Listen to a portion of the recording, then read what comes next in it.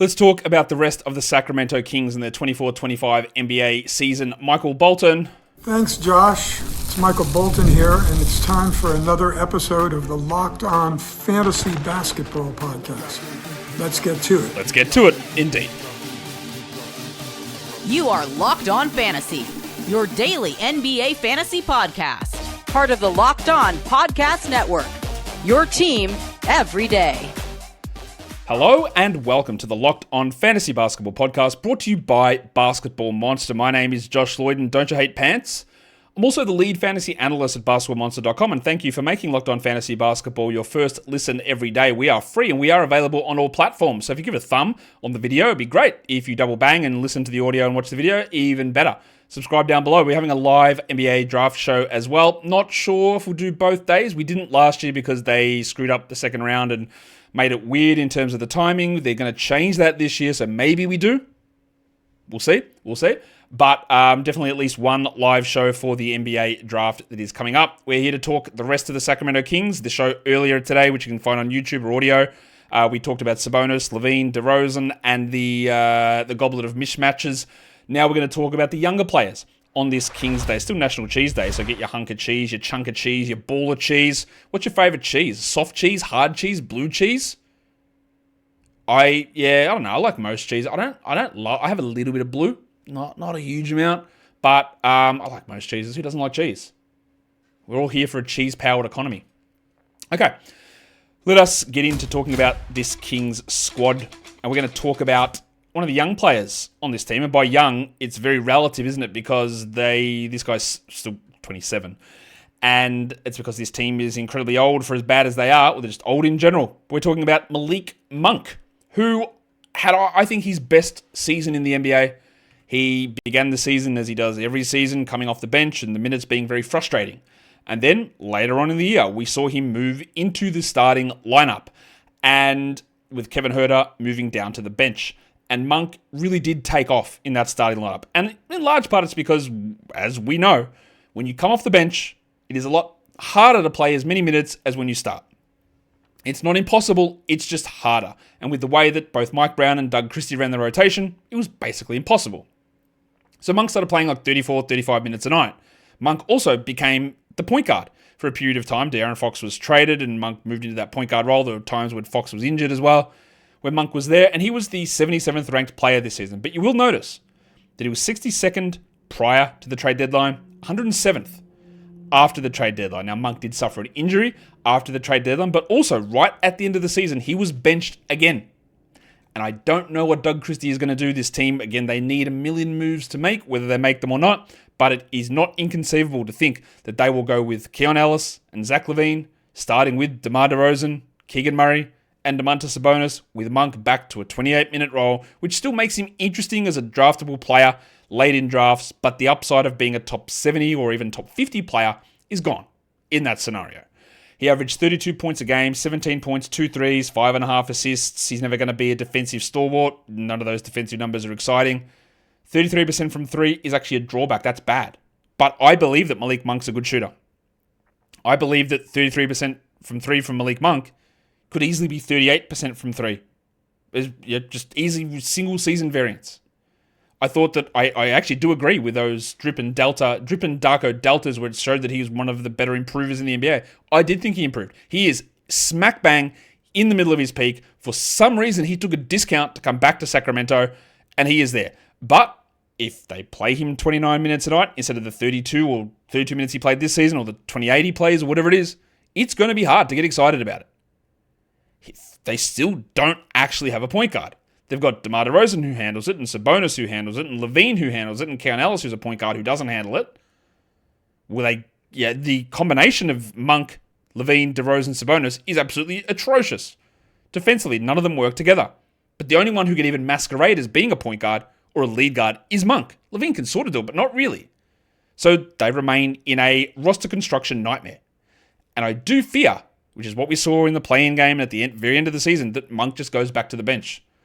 And we're back in this situation where we're waiting for Malik to move back into this role, elevate this role, shoot better than he did, the 32% from 3. You think, maybe he's going to be able to do that. But if he's back playing 28 minutes coming off the bench, well, who cares?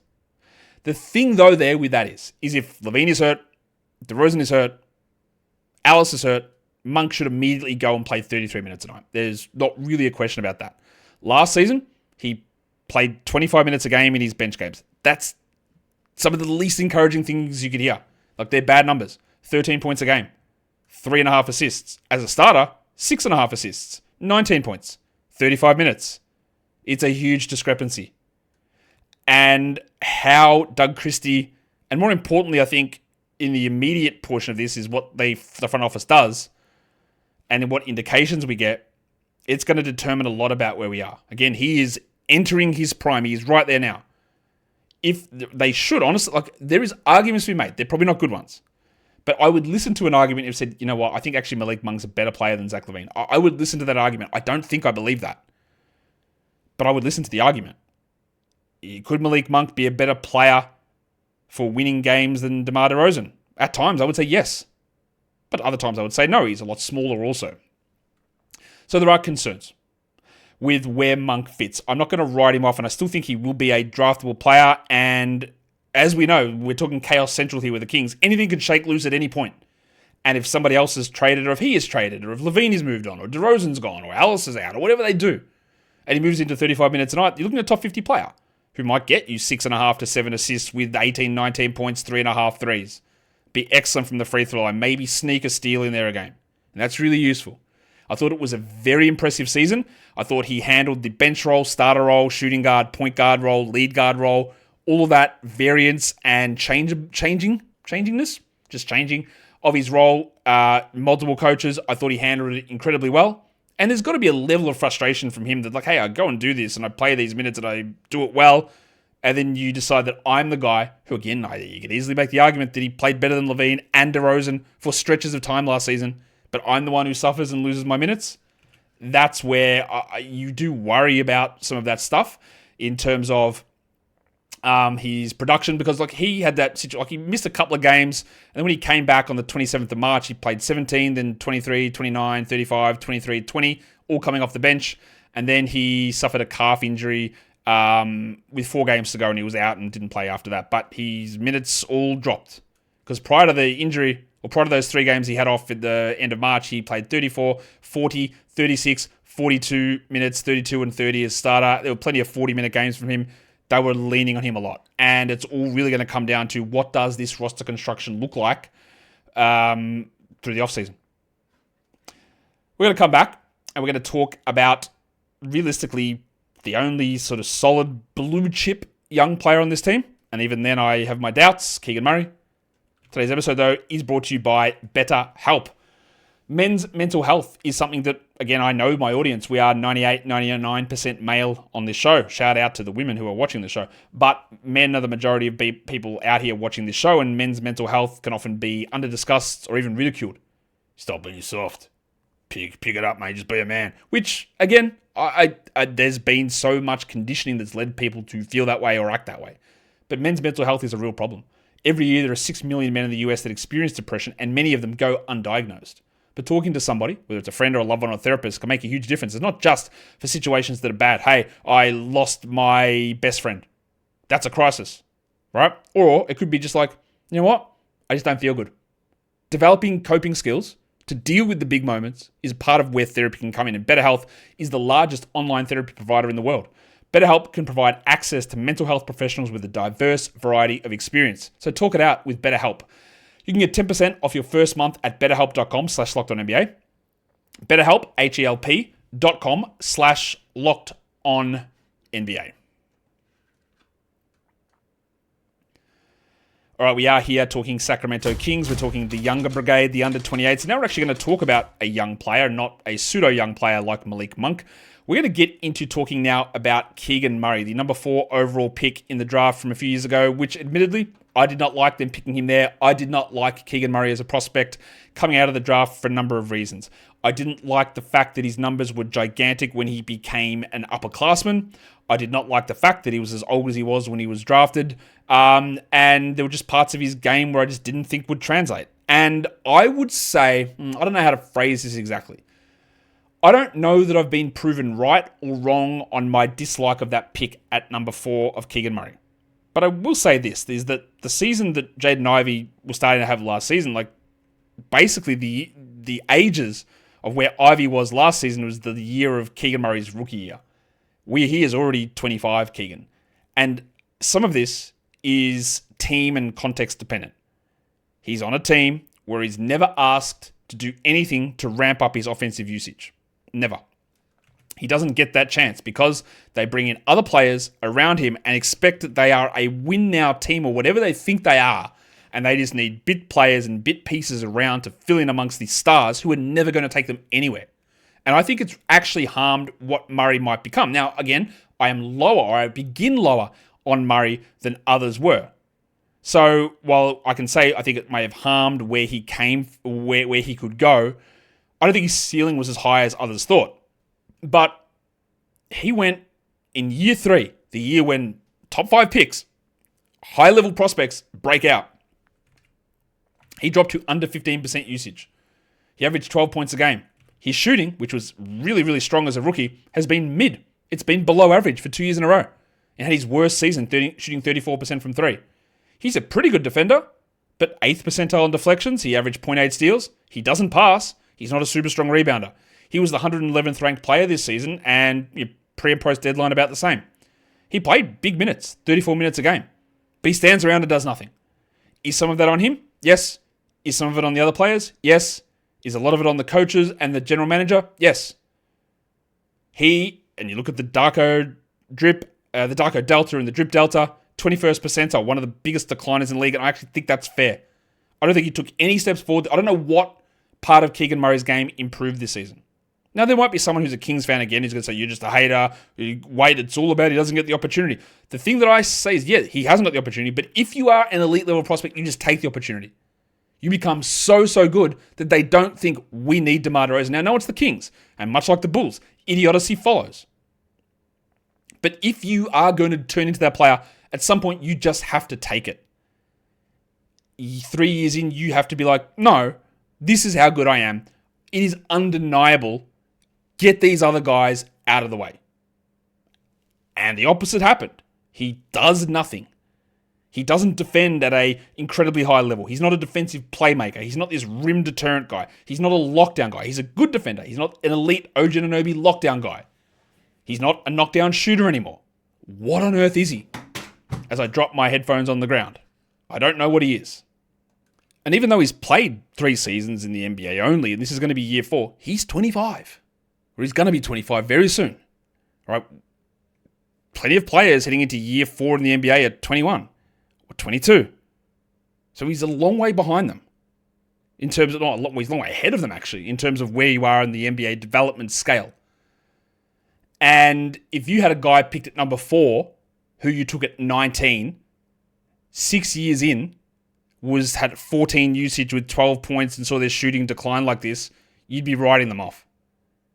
You'd just be like, what is this? What am I investing? What an absolute bust. Because I can give you a name, and I'll do it right now. Patrick Williams for the Chicago Bulls was the 4th overall selection in his draft. He's 1 year younger than Keegan Murray. He's 1 year younger. He's played 5 NBA seasons. He averaged 8 and 4 this last season. His shooting was not particularly strong. His defensive stuff is not particularly strong. And he had to play with the DeMar DeRozan and Zach LaVine combination that had an impact on Murray this season. And we all very much agree that Patrick Williams is a bust, shouldn't be a starter anymore, and we're writing him off as a contributor. Yet he's 1 year younger than Keegan Murray. And that's I think, where that, and for many of you won't care. It won't even strike you as something interesting. But it should. Because we're all going to sit and go, well, he hasn't been given the chance, Keegan. He's still young. They're in a bad spot, all that sort of stuff. But we will write off Patrick Williams immediately. He's done. He's played 5 years. He's a year younger than Keegan. He had to play with DeRozan and LaVine and Vooch. Bunch of bad defenders and ball hogs. But we're done with him. And rightfully so. I'm not saying we should be done with Keegan Murray. We shouldn't be. He has shown an ability at times when players have been out that he can ramp up. But I think we need to recalibrate where he is in his career or where we are with viewing what he is. And he's up for a rookie extension now, and I don't know how they're going to handle that. So I'm certain he gets more than the $90 million that Patrick Williams got. And we'll see. We'll see how it ends up. The next player is Keon Ellis, a guy that is a very one-way player. He has plenty of big games. They'll always get highlighted. We've seen this. He's also older too, 25 years of age. There were times when he was literally out of the rotation this last season. And then there were times where he started. And then there were times when he was a bench player. And anytime someone was injured, he stepped up and he played pretty well. He's also one of these guys that if you go to look at Yahoo's rankings at the end of the season, you can look at their 9-cat totals, which is the default numbers they display. And it's going to come out there and tell you that Keon Ellis was the 51st ranked player for this last season. And hopefully you're going to laugh at that. Hopefully you're going to say, what are you going on about? Because that's just not an accurate representation of who he was. He averaged under 20 fantasy points. That was 222nd. He was 139th for category leagues, according to the way that I assess that. He played 24 minutes, averaging 8 points, under 3 rebounds, and 1.5 assists. He did have 1.5 steals, and he did have 0.8 blocks, which for a guard is amazing. He shot really well, 43% from 3. He hit 1.7 threes, which is good. I'd like a little bit more volume, but it's fine. 85 from the line, really strong. His deflection numbers, excellent. He's an excellent defender, a very, very good defender. Offensive load, 11th percentile. And again, on this team, how is that changing? I don't really know how. Darko, Drip, liked him. They thought he improved a lot. I agree. I thought he showed he can be an NBA starting caliber player. Whether he is a starting player on this team remains to be seen. Will they enter the season with him and Levine as the backcourt? Maybe. What do they do with their lottery pick from the year before, Devin Carter? What do they do with Malik Monk? Will Ellis start and play 24 a night? He could. Realistically, for points leagues, you want nothing to do with Keon Ellis in standard formats. For category leagues, you are going to get bamboozled by numbers that you see. What he is a very strong steals player. He hits threes at a pretty good level, and blocks out of position are great. And if he plays 32 minutes a night, we would probably think that he is a must-roster player, and I would agree with that. But a player that is low usage, who doesn't rebound, who doesn't get steals, who doesn't go to the line, doesn't get assists, doesn't go to the line, and is not as high volume three-pointer player as you would hope, it's not super appealing. He started 29 games last season. He played 31 minutes. 10, 3, and 2 he averaged. Bad. Very bad. 2 threes, pretty good. 2 steals, 0.8 blocks, excellent. 84 from the line, great, until you see it's 1 attempt. Not that good. So, there is the fear I have. But I don't think it's going to be a problem. I don't think people are going to look at his 9-cat total ranking, the default Yahoo ranking system that shows up. It shows him as 51st. They're going to say, well, we're clearly drafting him at pick 60 or pick 80. Even if the Kings say, yeah, he's our starter and plays 33 minutes, he is a later round player. The steals are great. The 2 steals are excellent. The blocks out of position, very good. The threes, not bad. Not bad. It is worth remembering. It is worth remembering this. 1.7 threes for a standard fantasy league is average. It is bang on average. It is not a strength. It is average. That's the average number. And he is well below average in points, rebounds, and assists. He is bang on average with field goals and free throws. A little bit above with free throws, but no volume, so it doesn't matter. And he's 25. See how actually old he is in comparison. Yeah, he's 6 months older than Keegan Murray. So, he's inconsistent. There are other players still coming behind him. I don't know exactly how they want to run things. And realistically, he's a 1-cat guy who with good percentages, nice threes, solid blocks, but nothing spectacular. So if you do have him in dynasty formats, in points leagues, again, very different story. In category leagues, just always be listening. Just always be listening, just seeing the ways that they can be valued in certain spots or how people value the player might make it maybe a time to maybe cash the value. Or I might wait to see if he can be a 31-minute a night guy this season and cash in on that and use ranking systems that elevate his value to maybe cash in a little bit more than you would have in other spots. Let's talk about Jake LaRavia, who I thought was a guy that, I know that this is what I thought, because coming out of college, he had a very intriguing skill set. He rebounded, he got assists, he shot threes, he scored, he had steals, he had blocks. It was like the perfect fantasy game. Obviously, he was never going to be able to do those things in volume at the NBA level. And he really struggled through his first couple of seasons, so much so Memphis made, again, a horrific decision. Their front office, I don't know what they're doing, but they just said, hey, you're on a cost-controlled rookie contract. We might just decline that option, meaning that we actually can't re-sign you to any sort of level if you break out. And then if we trade you, that team that trades for you can't actually re-sign you either. So that's a good decision for them. And, throw in the fact that they included him in a deal that enabled them to just get rid of rotation players and not bring anybody in. So again, unbelievable W from Memphis. And he went to Sacramento, and he didn't have the same opportunity in Sacramento that he did in Memphis. But I still think that what LaRavia did this last season showed that, he's a capable reserve. He is a capable rotation player. Whether they re-sign him or not, I don't know. And you'll notice, you can see the pre- and post-trade deadline splits, 166th versus 324th in Memphis versus Sacramento. Easy, clear stuff. He averaged 7, 4, and 2.5, which in 20 minutes, not bad numbers. He's a low-usage player, as is everyone on the Kings, apart from those main guys.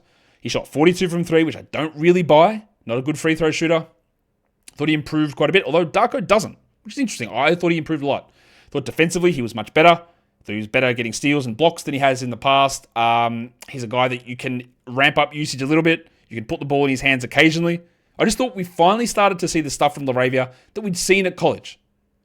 It's never going to be that level, and he's never going to be a guy that you want to be a starter. But as an eighth man who can play the 3 and the 4, maybe the 2 in a pinch, probably not. And if the shooting actually becomes real, it's an intriguing player. But I don't even know that he's back in Sacramento given the limitations on the contract that they have. Because you inherit that restriction when you trade for somebody whose rookie option got declined. So while I thought there were some good moments from LaRavia, and I don't really think that that's debatable. It wasn't enough, and it's not where you go, wow, we've got Jake LaRavia, let's go, we're ready to cook everyone. I don't think that's a true statement. But what I do think is that he showed to be a rotation guy that if injuries hit and you see someone like that put into a 27-minute role, then our eyes open up and we go, that's a little bit interesting for us. Because he is the sort of player who, in those sort of situations, can have some value in a fantasy league. He's just a name to watch. He's just a name to keep an eye on. I thought, again, there were, from what we'd seen, nothing in the first couple of years. Huge steps forward for me last season, and enough to be, at least he's on the radar where I'm not just, if he signs somewhere and the role is interesting, then I'm interested. Today's episode is also brought to you by Open Phone. If you are a small business manager or running a business, you know that you need to be able to take calls. You know that you can't afford to miss leads that come through. And you know, as a customer, as a consumer, if you call somebody and they don't answer, you're not waiting around for that callback. OpenPhone comes in and helps you as the number one business phone system built to streamline and scale your customer communications, all from an app that sits on your phone or in a computer, or both, let's be fair. OpenPhone lets you manage your business calls and texts from a single app, and they've also got the shared inbox feature, so anyone in your team can jump into any conversation at any point without missing a beat, and the AI agent handles missed calls, answers common questions, and captures leads so you never miss a customer. OpenPhone is offering you guys 20% off your first 6 months at openphone.com/lockedonnba. That is openphone.com/lockedonnba. And if you have existing numbers with another service, OpenPhone will port them over at no extra charge. OpenPhone, no missed calls, no missed customers. All right, let's go into the rest of this Sacramento Kings squad. We've gone through Keon Ellis, Keegan Murray, Malik Monk, Jake LaRavia now, and now in these under 28s, after this guy, it's a little messy. We didn't really see anything from Devin Carter, who was really a lot of people, there was a ton of buzz about Devin Carter in the NBA draft. But he's one of those guys where, again, I'm going to have my guard up. A guy that never showed an ability to shoot until his senior year. All of his numbers spiked when he was 22 years of age, playing at that high level in college. I think he's going to be a very good defensive player, and he showed that. But there were a lot of people go, well, he can be a lead guard. He can be this guy. And I was like, I don't buy that. I don't buy a player at that age having that jump and that shooting increase at that point in his college career being this elite level player. And I don't really know if we have an answer to it because he just didn't play. 36 games after suffering a shoulder issue, didn't come back and play until January, I think. 11 minutes a game only. 18 usage is probably a little higher than I thought it would be, but nothing should appeal with any of your fantasy numbers there. 4 points, 2 rebounds. 0.6 steals in 11 minutes is pretty good. Deflections at 71st percentile, they're not bad. But predictably, as a rookie and as a guy who had a big shooting bump in one season in college, he was terrible from 3. 30%, under, 29.5. 59 from the line, 37 overall. Drip and Darko liked him in terms of improvement because a rookie, you start from nowhere, but he did have big improvements. I thought defensively he was pretty solid. He was on ball enough. His passing was okay. It wasn't great. But I also don't know where he fits. Levine, DeRozan, Monk, Ellis. They're probably the top 4 guards. And that's another reason going back to Keon Ellis, whereas I can be a little bit skeptical because what if Devin Carter just turns into Keon Ellis and he's 2 years younger with more offensive pop?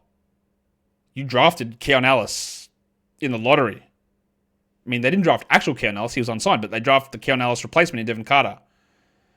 And at this point, obviously, Carter hasn't shown anything that Ellis has. He hasn't shown that level of defense, or even nowhere near that level of shooting either.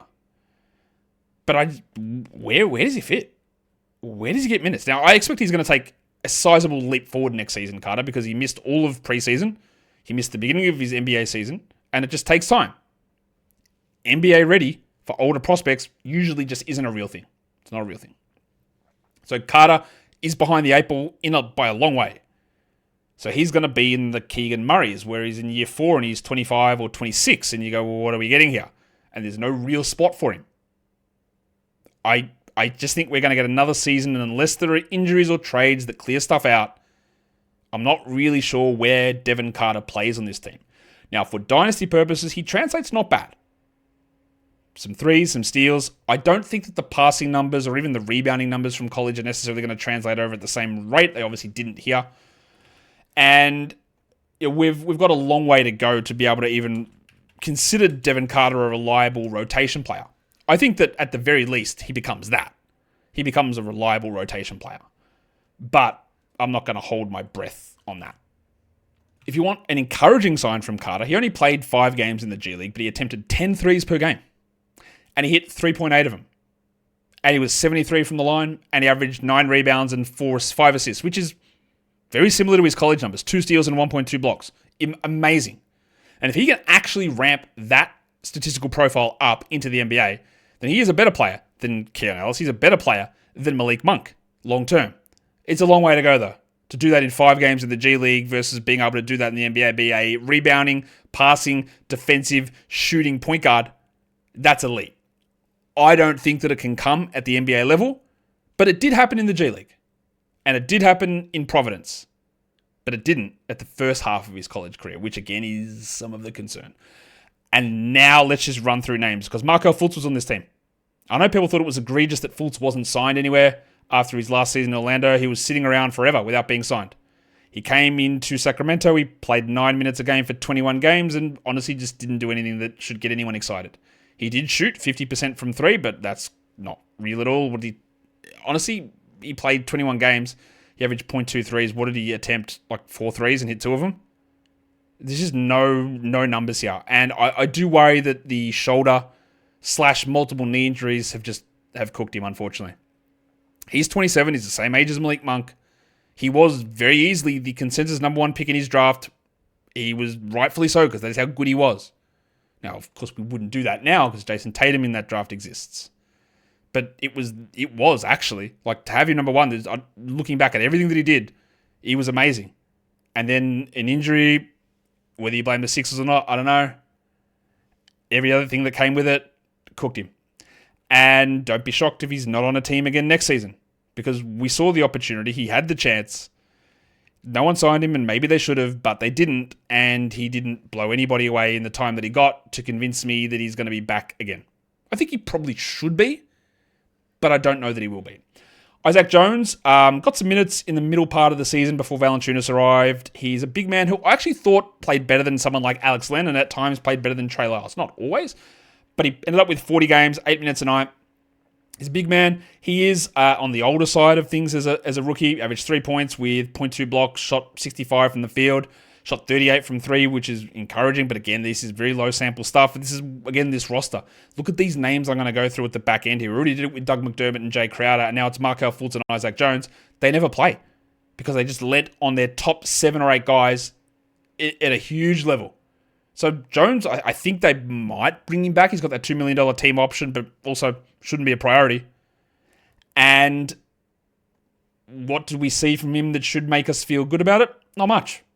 What about his namesake, two-way legend Mason Jones, who had, again, a couple of opportunities, but realistically didn't play. 10 games, 5 minutes. He's almost 27 now as well. He shot 12% on threes. I'm mainly putting these names up so you know what these people look like, because I really don't think you're going to be worrying about them at an NBA level. Like, Jones has been around NBA systems for a couple of years. He had some good G League moments as well, but I think we might be done with him. Isaiah Crawford was a legitimate rookie who put up ridiculous numbers at Louisiana Tech, playing as like a point guard / small forward / big man. We saw nothing from him. He played under 50 minutes total for the season. He's older. He's had multiple knee injuries. He averaged under a point a game. And I can't really draw anything from these numbers from Isaiah Crawford. And he's in a situation where, again, this team was not deep. This team probably needed some defensive presence at times, but they wouldn't even trust him to get out there. So while I liked him a little bit in the draft, I liked him decently enough. Nothing here really got me super excited. Now, I will say this again. Let's look at what he did in the G League. That's where he played the bulk of his minutes, 37 games for Isaiah Crawford. 1.3 blocks, 1.2 steals, 5.3 assists, 5.3 rebounds, 2.6 assists, shot 40% from 3 on 4 attempts. Hit his free throws at 79. That's all really good. And the steals and the blocks is what he did in college. So he could end up as one of those players we go, oh, there's a lot to like here fantasy-wise for Isaiah Crawford. But again, a 23-year-old rookie who couldn't crack really getting any games at all. Whether he's back or not, I'm not sure. Would he be worth a full roster spot? I also don't know about that. But I think there's more to him than Isaac Jones and more to him than Mason Jones. And the last guy played literally one game in the regular season. Terence Davis has had moments in Toronto and in Sacramento of being a rotation caliber player. He had some domestic violence issues, I believe. I'm trying to remember that. He was out of the league for a bit. He played one game. He played 8 minutes. He can be a scorer, but I'm putting it up just again to remind you that Terence Davis played one game for the Kings and is still on their roster with a fully non-guaranteed deal for next season, but he's on the roster. Just so you're aware that Terence Davis is back, and I don't think that he'll be there next season. And that is the Sacramento Kings. And I hope, after going through all those players, you understand why I'm a little bit, I don't know if skeptical is the right word, but a bit down on what their future is. Because they're old. There's no real blue chip prospects coming through. The two guys are Carter and Murray. And they're both older, and I don't really know what it means. And the other main pieces don't fit. And they don't have a draft pick. I'm a little bit worried. I'm also worried that you haven't hit subscribe, so if you want to alleviate that fear, you can go and do that right now. We'll be back with another draft show tomorrow. Kaman Malawach, Thomas Sorba, Hugo Gonzalez. Who else are we doing in that one? Yohan Berenger, who is a player I'm pretty interested about. Same with Sorba. And even Malawach. A lot of centers in tomorrow's draft scouting show. Guys, we are done here. Thank you so much for listening, everyone. See ya.